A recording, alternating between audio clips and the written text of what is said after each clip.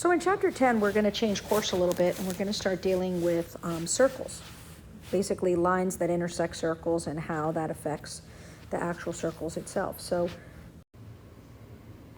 we're going to start by some vocab words. So first of all, what is a circle? A circle is a set of all points in a plane that are equidistant from a given point in that plane. So that's how you create a circle. Like here's the center, right? And we start finding points that are, let's say, 3 units away from that center. And when we start doing multiple, points that are all 3 units away, let's say, for example, from the center, and you keep going infinitely like that, when you connect all those points, of course that drawing is terrible, but you should end up getting a circle. So all the points on the circle are equidistant from the center. The radius is a segment whose endpoints are the center and any point on the circle. So again, here's the center, and any line drawn from that center to the circle is a radius. So I can have, again, an infinite number of radii in a circle, and they're all the same length. Again, radii is when you have multiple radiuses, right? That's the plural for it. So now we're going to talk about lines that happen to intersect or touch a circle and what they look like. So again, let me just kind of draw my original circle here, and I name the circle by the center point. So let's say the center is P. A chord is a segment whose endpoints are on a circle. So I can have, a chord that looks like this. That's a chord, right? Because the endpoints are on the circle. This is another chord. And I can even have a chord that goes through the center of the circle. All these 3 things are chords. However, this chord that goes through the center also has a more specific name. This is called a diameter. So a diameter is a specific kind of chord that contains the center of the circle. Then we go to a secant, which is a line that intersects a circle in 2 points. So a secant line, for example, would be a line like this, because it goes through the circle and intersects it in 2 spots. So the secant would be, for example, that red line. A tangent line is a little bit different. A tangent line is a line that touches a circle. It intersects the circle in exactly 1 spot. So it never goes inside the circle. It basically goes to the circle, touches it, and keeps going. So it just touches at 1 spot. And that 1 point where it touches the circle is called the point of tangency. So it's a lot of vocabulary here that you've learned. So you've learned about secants, you've learned about chords, you've learned about a specific chord called a diameter, and you learned about tangent lines. So here, again, is kind of the same thing. So again, a chord intersects in 2 spots. It's, basically the endpoints are on the circle, really. It's not about intersecting, but it's where the endpoints are. A diameter is like a chord, or is a chord, because again, its endpoints are on the circle. The difference is that it goes through the center of the circle. The diameter is also the longest chord in the entire circle. A secant intersects a chord in 2 spots, or a circle in 2 spots. So, when you think of a chord, notice that the entire chord is contained within the circle, and a secant isn't really contained within the circle because it continues. It just happens to intersect in 2 spots. And the tangent, again, has 1 point of intersection, and that point is called the point of tangency. So here, point 0 is the center of the circle. Name each figure. So O to M, so notice O starts in the center and it goes to the circle. Well, this is going to be a radius. Any point that starts at the center and ends on the circle is a radius. Line segment MN, notice that MN starts on the circle and ends on the circle. So this would be a chord. I'm going to kind of erase these as I go. So I'm going to keep going, and we're going to go to line MN. So MN, this is the line that goes forever, kind of that way. It goes through MN, but it doesn't stop at M or N. And so that is a secant, because that intersects the circle at 2 points, M and N, but continues. It's not contained within the circle. Then we go to the next one, which is line segment MQ. That means it starts at M, ends at Q, so it's a chord, but notice it also goes through the center. So this, the best name for this is a diameter, because that's a chord that goes through the center. The next one, line segment ML. So we start at M and end at L, and you notice that only touches in one spot. So that is a tangent line segment. And then we've got ML, the line, meaning infinite, goes like that to forever, and that is also a tangent line. And then point M is what we call the point of tangency, because it's where the line, the tangent line, touches the circle. And so that's all the labels you would need there. So when we have internal and external tangent lines, we're trying to understand what that means, right? And so when we have two circles, we can draw connecting lines. For example, we start at this point, and notice that I drew this line here. We'll notice that this doesn't cross the middle here, inside this space. And so this is considered an external tangent, okay? It's a common line. If I drew one from here to here, that would also be an external tangent, because it doesn't really go between the two lines.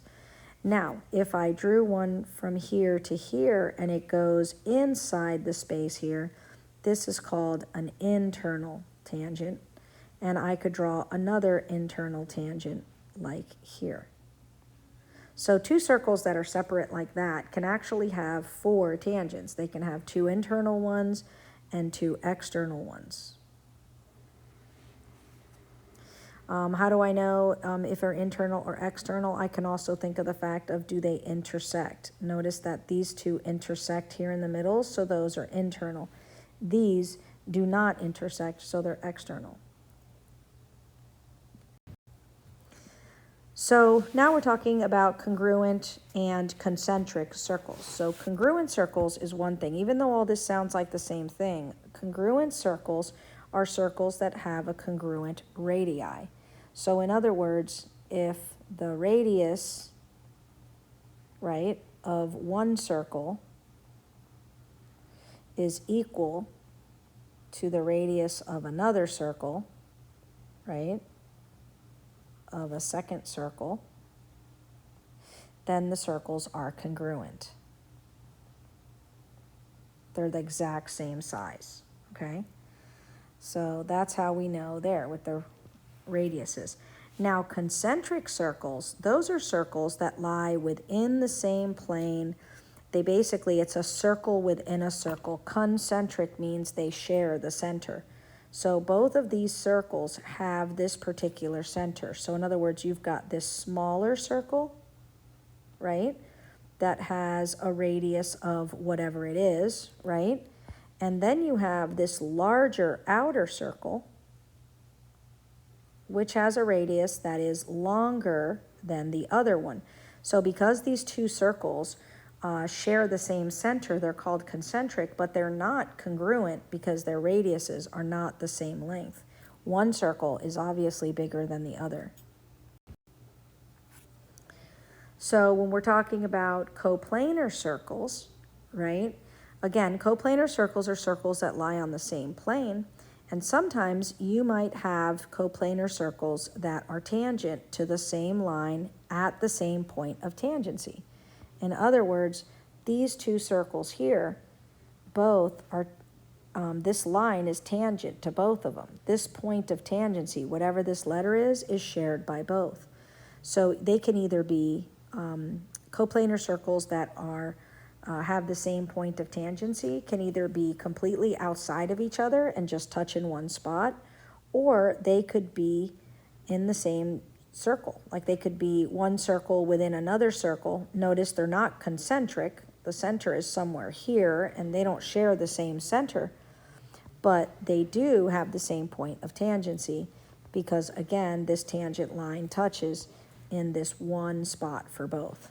So, like, let's say that's point M. Point M is the point of tangency to both, but it looks totally different. So now that we've done all the vocab, now we're going to say, okay, now that we know what a tangent is, now that we know what a point of tangency means, now that we know what chords are, how can we utilize our knowledge of what they are to try to determine values and missing pieces? Because isn't that what we're always doing in math? So here we have a circle, and basically the first theorem we're going to learn is this theorem that says that if you're in a plane, if a line is tangent to a circle, or basically it's a biconditional statement. It says that a line is tangent to a circle if and only if the line is perpendicular to a radius of the circle at the point of tangency. So what we're saying is if this line here, BC, is going to be tangent to this circle, meaning only one intersection point, okay, then it would have to be perpendicular to a radius at that point. So the center to that same point of tangency. It would have to be perpendicular. If it's not perpendicular, it is not tangent, okay? And so it works both ways, okay? If the line's perpendicular, then it's tangent. Or if it's tangent, then the line is perpendicular. Both things have to exist. So how do I use that? Well, I'm going to use that in some problems later, but there's a second theorem that comes from this, and it talks again about tangent segments. And it says that if you happen to have a common external point, in other words, here is line B, or point P, and notice that tangent AB and tangent CB both meet at point B, okay? That's this common external point. And so what this, we learn from this, I mean, we know that, you know, obviously if there's a center of the circle here, let's say, I know that this line would be perpendicular, and I know that this line would be perpendicular to it, because again, that is kind of, you know, the center to that point of tangency would be perpendicular. That's what we learned in the last slide. But in this one, we learn an interesting fact, and we learn that these two tangent segments are going to be congruent to each other. As long as they are tangent to the same circle and they meet at a common point, segment AB is going to be congruent to segment BC, which again is going to help us a lot when we're doing math to find missing pieces. So let's take a couple of the skills we learned and see how does that apply here. So in A, we've got if OR equals 6, notice OR is the radius, and OT equals 8, then RT equals what? Well, first of all, I know that if this is a right triangle, then I can use the Pythagorean theorem to find that missing piece, correct? Now, they didn't tell me here that OT was tangent to the circle. So, and they also, because they didn't tell me it was tangent, I also don't know that that is a right angle, right? So I am thinking that it's going to be a right angle. They just didn't tell me that. They should have started by telling me that there was a tangent line here. We don't like when you assume in math. But let's just assume that OT is tangent to RO. That means it's a 90-degree angle, and that means that I can find RT by doing the Pythagorean theorem. So RT squared is going to equal A squared plus B squared. So RT squared is going to equal 36 plus 64. RT squared is going to equal 100, which means that RT is going to equal 10. And so RT is 10 units. The second part of this question is asking me a different question. It says, okay, well, what if the measure of OTR, this one here is 45. I got to erase the other stuff. What if it's 45? And the other thing it says, and OT is 4. Then RT equals what? So again, if the angle OTR is 45, I know this other angle here is 45. And remember that 45, 45, 90 triangles are isosceles. So if this side is 4, this side is also 4. And remember that the hypotenuse is 4 radical 2. Remember, our 45, 45, 90 triangles are A, and A square root of 2. So if A is 4, then I know my hypotenuse is 4 radical 2. And that's how I would solve it. So one I solved using Pythagorean theorem, one I solved using special right triangles. But all that came from the fact that I know that if OT is tangent to the circle, this is a right angle. And I would need to know that to answer all these questions that I answered. So again here it says, name a line tangent to circle P, but not circle O. So again, circle O is the circle on the left. Let's see. Line B is tangent to circle P, but it's not tangent to O. Notice it goes inside circle O. So I'm going to say line OB, or OB like that line segment. Name a common external tangent to circle O and circle P. So a common external tangent, again, they're not going to intersect. It's going to meet at one point on circle O and at one point on circle P. And that's going to be line, I don't know where point E is actually, but it's this blue line that I drew. I'm assuming that E is here, but I'm not 100%. I think E points to that, so I'm going to say CE. Okay. Name a common internal tangent to circle O and P, and again, that's going to be this one that starts at A, and again, I think it's E, and goes like that. That's an internal tangent, so that's AE. Again, we keep going to circle problems, and it says circle M and circle N are tangent at P. So these are circles. One is within the other one. They have this common point of tangency at P there, which means that this line is perpendicular to these radiuses, right? I'm going to go from P to M, or I'm going to go from P to N. Either way, it's going to be 90 degrees. It says that PR and SR are tangents to circle N. PR and SR. So again, SR is over here. And I know that if that's tangent to circle N, then that's also 90 degrees, right? And it tells me that N has a diameter of 16. So again, if N has a diameter of 16, that means N has a radius of 8, because remember that a radius is half a diameter. So the radius is half of the diameter, so the radius is 8. And then it says that PQ is 3 units long, so from here to here is 3, and RQ is 12. Okay, so I also know that if N to S, which is 1 radius, is 8, I know N to P is also a radius, and it's also 8. So now I think it's starting to become clear, my different pieces. I know from here to here then, if it's 3 and 12, it's 15. And I know that if this is a common external point, I know that this line from here to here is 15, and this one also then has to be 15. And so I think we can start to create some right triangles or some things to figure out missing pieces. The first thing they want to know is P to M. So again, if this whole length is 8 units right here, the whole thing is 8, I know the center of this is here at M. That means this piece is 4 and this piece is 4. So PM has to be 4 units long.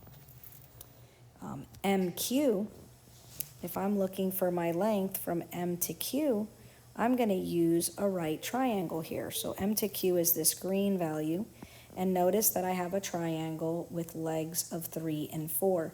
Now, if you remember your special right, not your special right triangles, but your Pythagorean triples, you know that this hypotenuse here is 5.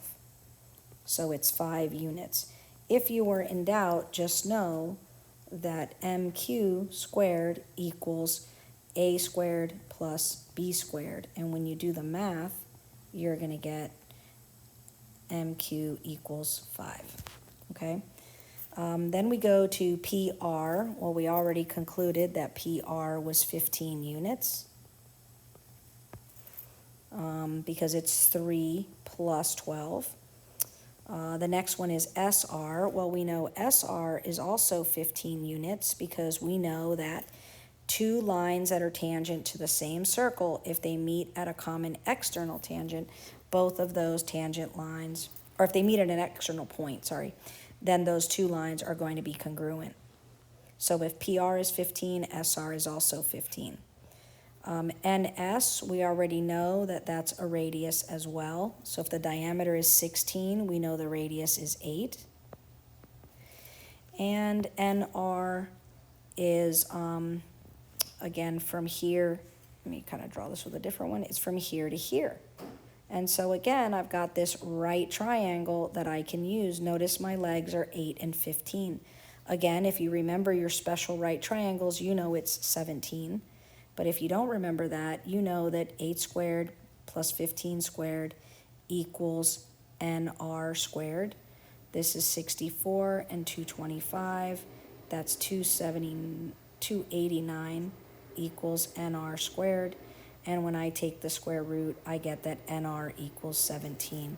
So 17 units. And so again, we were able to really find all the pieces we needed just by breaking it down. So let's solve some more problems here. This one's a little bit more complex. It says point B is a point of tangency. So I know that AB is tangent to the circle, which means the radius and the tangent line form 90 degrees, which again means once I know it's 90 degrees, if they want, or perpendicular, if they want to know the radius of the circle, I'm going to have to use Pythagorean theorem here. I know that my Pythagorean theorem is A squared plus B squared equals C squared. And my A is going to be this leg right here, which is R, right? And then the other leg, which is 24, is going to be 24 squared, and that's going to equal C squared. And C is this whole hypotenuse, which is R plus 16. That's the length of that side. So R plus 16 squared. So R squared plus 24 squared, which is 576, is going to equal, and I'm going to FOIL this, R plus 16 times R plus 16.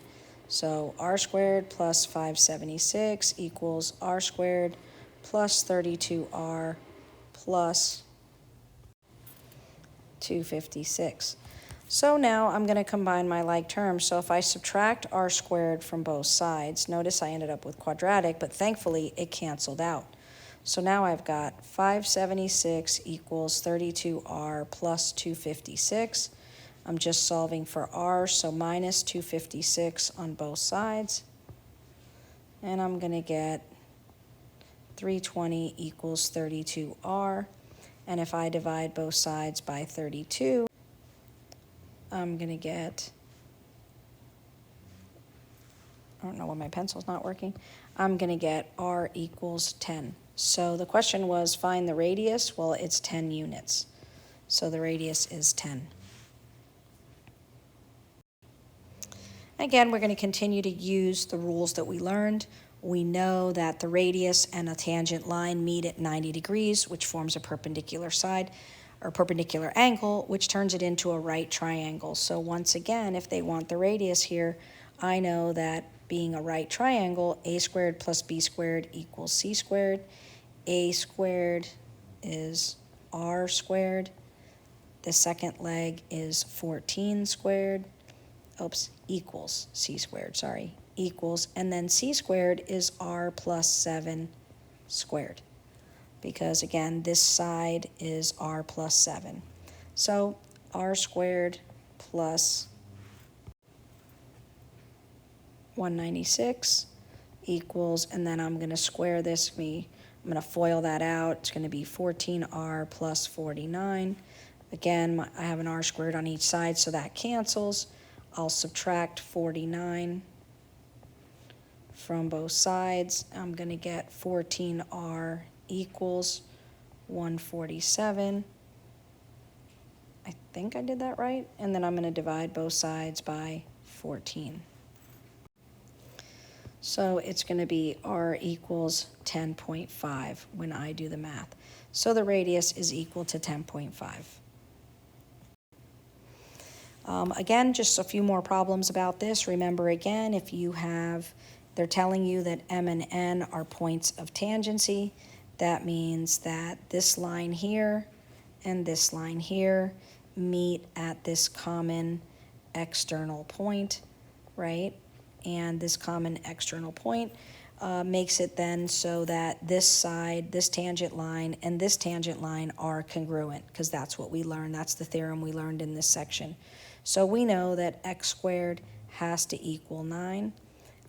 I want to know what x is, so x equals, and when you do the square root like this, I know you learned it before, it's positive and negative 3 when you take a square root of something. I know we haven't done that too much, but again, remember that we're dealing with lengths, and so oftentimes our length cannot be negative, right? However, in this case, notice that x just refers to this as being x squared. So in this problem, x can be both positive and negative 3. So we don't just use the positive value here, because x can be both here, okay? If this was just 9x, we'd say no, it can't be the negative, because 9 times negative 3 is negative 27, and that's not an acceptable length. So be careful when you get when you're taking a square root. We often only use the positive value because it's a length, and but sometimes it can be the negative as well, and you have to kind of think about that each time. And then lastly, again, we know B and D are points of tangency. They meet at this common external point, which means that AB must equal AD. So AB equals AD. So we've got 2x squared plus 2x equals 7x plus 12. So I'm going to have to solve here. I notice I have a quadratic, so I'm going to have to move everything over to the same side. So I've got my plus 2x. I'll have to do minus 7x and minus 12. That'll equal 0. I'm going to have to combine my like terms. And sadly here, I'm going to have to factor. I couldn't get rid of the quadratic, so I'm stuck with a quadratic. So whether you want to solve using the quadratic formula or you want to factor here, you're going to have to kind of do something. So if you recall from algebra, how you can do this by factoring is, since a is 2 here, you have to take the product of a and c, and then whatever b is. And I know that minus 8 and plus 3 give me these numbers. It gives me a product of negative 24 and a sum of negative 5. So now I'm going to expand. I'm going to do my first term stays the same, my last term stays the same, but my middle term is now going to be using these two factors I found, minus 8x and plus 3x. And again, factoring with 4 terms, if you remember from algebra, you factor by grouping. So you take the GCF of the first term, and that gives you x minus 4. You take the GCF of the second one, that also leaves you with x minus 4. So your factors are 2x plus 3 and x minus 4, and those equal 0. So now those are my factors. If I'm going to solve, I have to set each one of these factors equal to 0 and use the 0 product property. So x equals negative 3 over 2. And then x minus 4 is 0, so x is 4. So when I come over to here, I have to ask myself, can I have this negative x value? I have two solutions, but is one extraneous? If I was to plug in negative 3/2 here, 2 times negative 3/2 squared plus 2 times negative 3/2, would this give me a negative length? So this is going to be 9 over 4, which is 9 over 2 when I multiply. And when I do this one, it's going to be minus 3. And so 9 over 2 is the same as 4.5 minus 3, which is going to give me a length of 1.5. So this value is acceptable if in that problem. If I try negative 3/2 here, I'm going to get 7 times negative 3/2 plus 12. I'm going to get minus 21 over 2 plus 12, which is minus 10.5 plus 12. And I'm going to get, again, positive 1.5. And so this negative value gave me a positive length, so it was acceptable. And I know that 4 will as well. So I know that x is negative 3/2 and x equals 4. Both of those answers are acceptable. And so this is how you use your theorems regarding tangent lines and points of tangency and things like that to solve for these missing values.